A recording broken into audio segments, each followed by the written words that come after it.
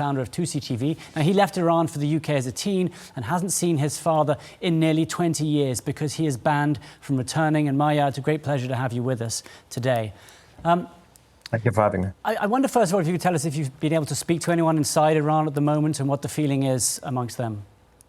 Yeah, so I'm in touch with some of our sources, part of the Immortal Guard, which is a group of a few million younger generation in Iran who have basically created a movement, a guerrilla campaign when the time is right to take to the streets. Unfortunately, I'm not able to get hold of my father, who is stuck in Tehran. But he does have the ability to call me every few days. It's a one-way sort of phone call situation.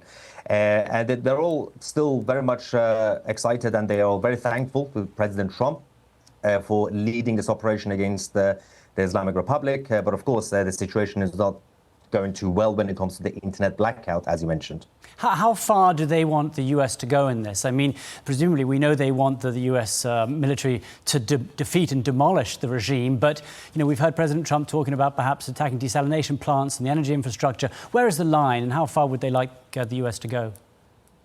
Now, of course, if you bring in anybody who claims to know what every single person in Iran is saying, that they are lying to you. Of course, there are different thoughts on this. There are some people in Iran who would say, just do the whole thing, stay, maybe even put boots on the ground to destroy the whole thing. Some people would say, okay, just continue the strikes for a little bit more, weaken the regime, and then we'll take to the streets. And some people would just say that we don't like the regime, but we're terrified of the power plants getting hit.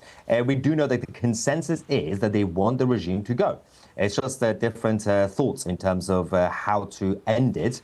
And I personally still think that obviously put boots on the ground when it comes to the overall cities, large cities like Tehran, that's not going to be possible.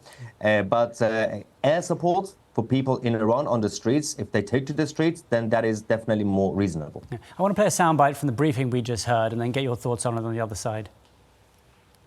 In control of Iran. Well, look, as Secretary Rubio said today, the leadership is very fragmented. We have really neutered their intercommunication systems, and that's part of this process of diplomacy to continue figuring out exactly who's in charge. I know they appointed a new Ayatollah, haven't seen or heard much from him, and so that's part of this diplomatic process that's underway right now. So, President Trump is having negotiations with people inside Iran. They won't say exactly who they are. What do you make of that? Are there some parts of the regime, are there some part of any politicians there who the US could work with?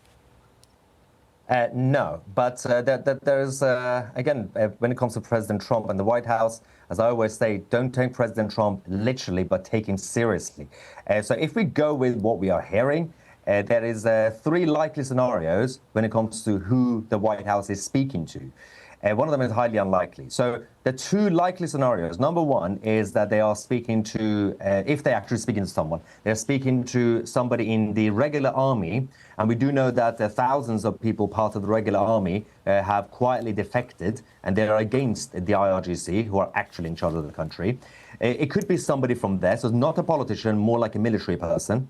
Second option is that this could just be President Trump and Pentagon trying to stir the pot in Iran, because the more they say they're speaking to someone, people inside the regime are going to point fingers at each other and blame each other and start killing each other. The third scenario, which is slightly less likely, I believe, is that, yes, as you said, there are people inside the government structure. They call them reformists, but they're still part of the Islamic Republic.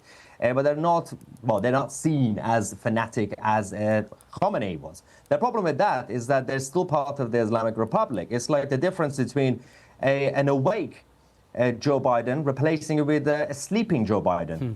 There's not much difference, really. So at this point, if they are speaking to somebody in the regular army, good news. If they are speaking to somebody in the reformist parts of the Islamic Republic, not so good news, and it's not going to work because the people in Iran will still take to the streets and they will still try to take over the country. Yeah, very interesting. And I wonder if the only people who can really lead the way here are the people of Iran, the opposition, who can maybe overthrow that regime there. But look, thank you so much for joining us today. I hope that you can return to Iran. I hope you can see your father again. And I know the same is true for so many Iranians out there. So, Mahyar, thank you for joining us. Hey, Sean Hannity here. Hey, click here to subscribe to Fox News YouTube page and catch our hottest interviews and most compelling analysis. You will not get it anywhere else.